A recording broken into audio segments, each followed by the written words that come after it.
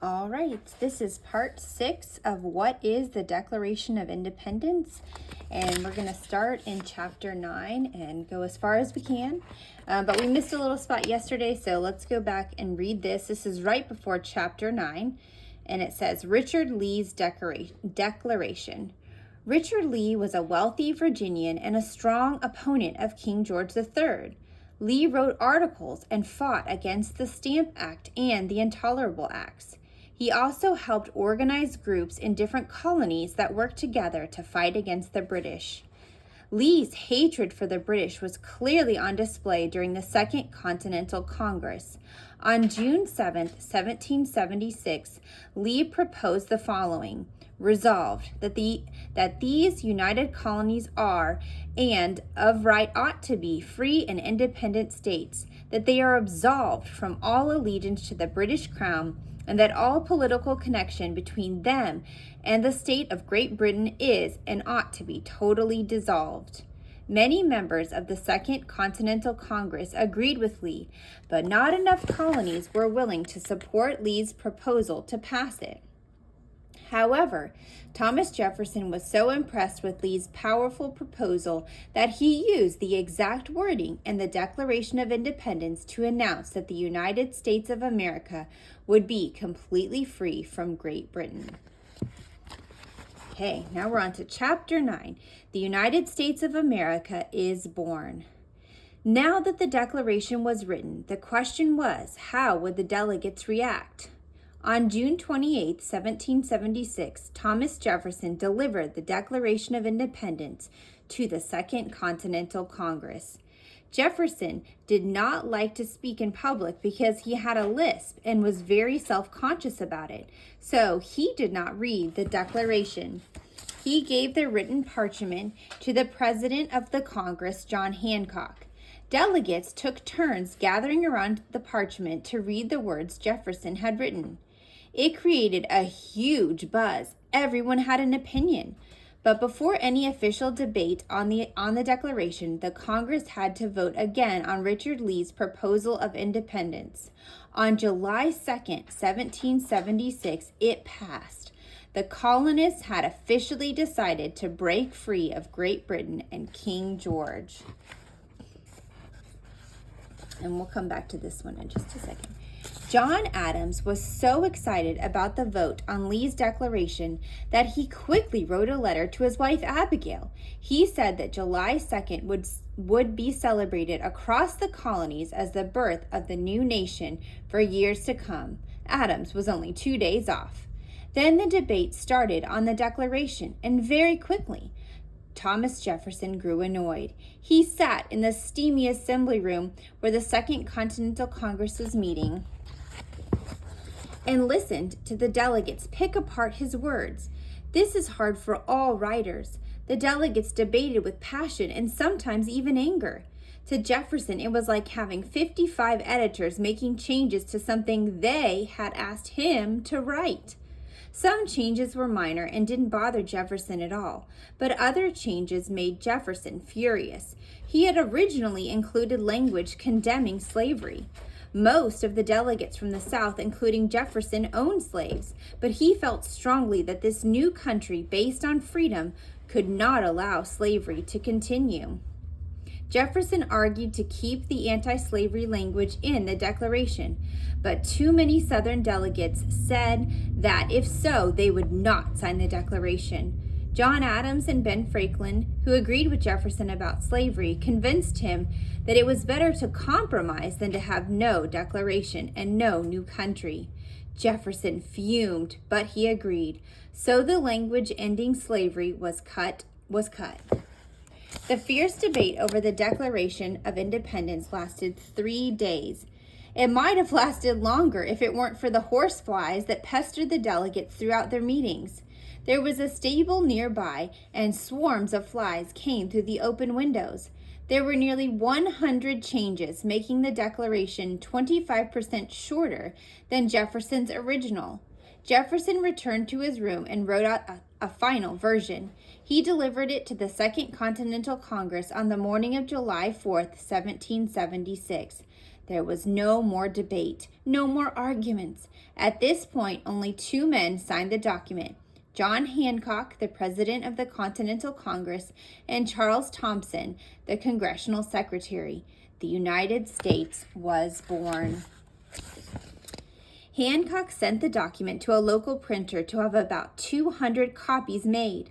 By July 5th, they were being delivered to all the colonies. One copy went to George Washington in New York, where he was stationed with his troops. Ever since the fighting in Lexington and Concord in the spring of 1775, there had been small battles going on between the Continental Army and the Redcoats, especially in the Northeast. On July 8th, the Declaration of Independence was read aloud to a crowd outside Independence Hall. A bell rang repeatedly, and everyone cheered wildly. The following day, General Washington had the Declaration read to his troops and New York colonists. The large crowd was so excited that they pulled down a 15-foot tall statue of King George III on a horse. Legend has it that the statue was melted down to make more than 40,000 bullets for the American Army. In mid-July, the Congress ordered a new, more clearly written copy of the Declaration. This was what all 56 delegates to the Second Continental Congress signed. A Pennsylvania man named Timothy Matlock copied the Declaration in clean handwriting on large parchment paper, about 2 feet by 2.5 feet.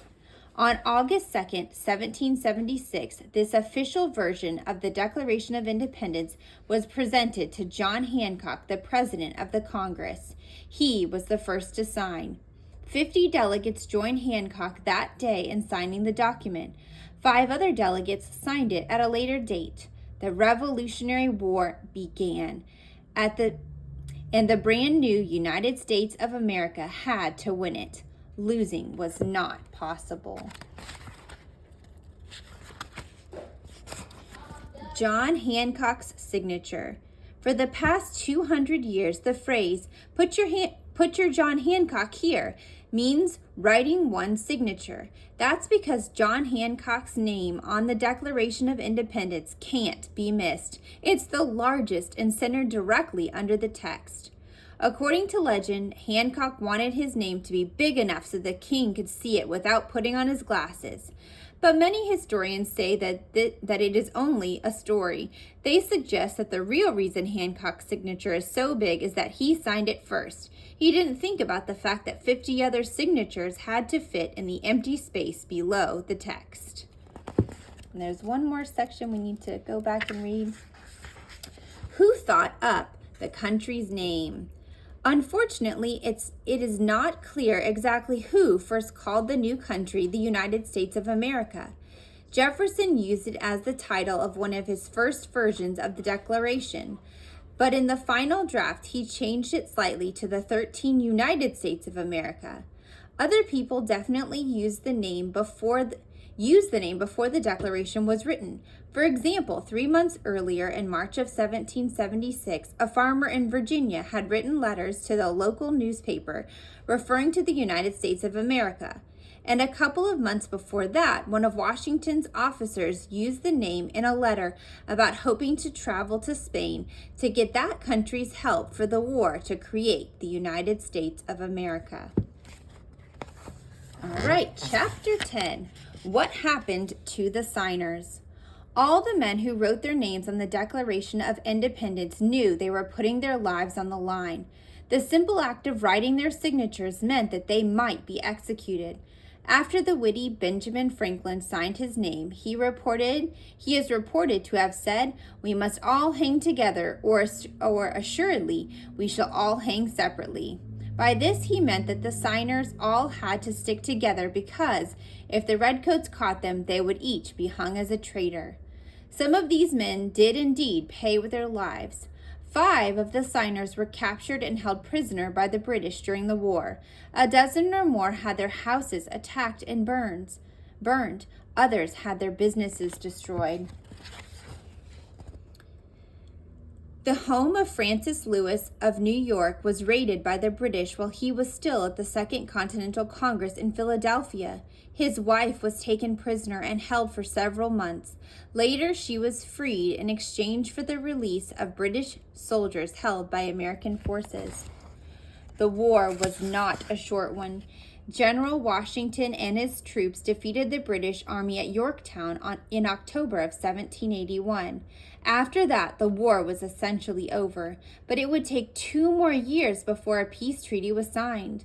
With victory for the United States of America, the real work, as outlined in the Declaration of Independence, began.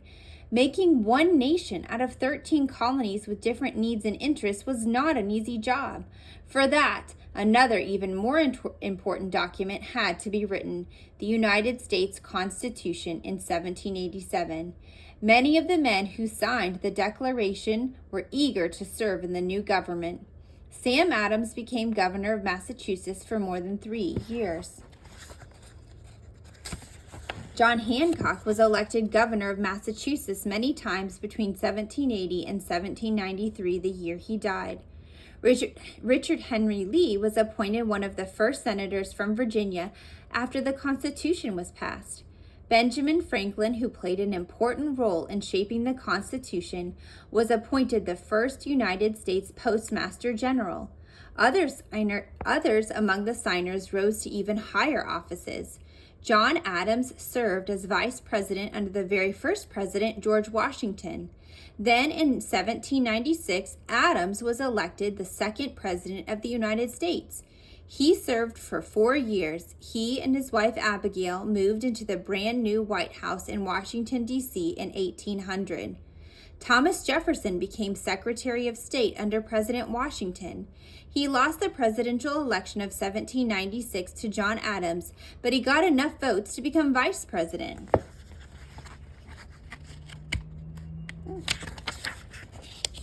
They did not agree on how the government should be run. Jefferson became the third president of the United States in 1801. He served 2 terms. Ironically, both Jefferson and John Adams died on the same day, July 4th, 1826, exactly 50 years after the Declaration of Independence was signed by John Hancock. Famous or not, each of the signers are heroes who put their lives on the line and played a part in founding our country. And here are the signers if you want to take a little peek. Chapter 11, the Declaration Today. The Declaration of Independence is one of the most important political documents ever written in all of human history. It has inspired people around the world to demand their freedom in the 240 years since it was written. After it was signed in 1776, the original Declaration of Independence was moved many, many times to different locations. Since 1952, it has been kept at the National Archives building in Washington, D.C., where tourists may see it. The document is very faded and has suffered a lot of damage over the years. Even so, you can still read some of the names of the people who signed the Declaration, especially John Hancock's large signature. Independence Hall in Philadelphia, where the Declaration was signed, is a National Park Service site that you can visit.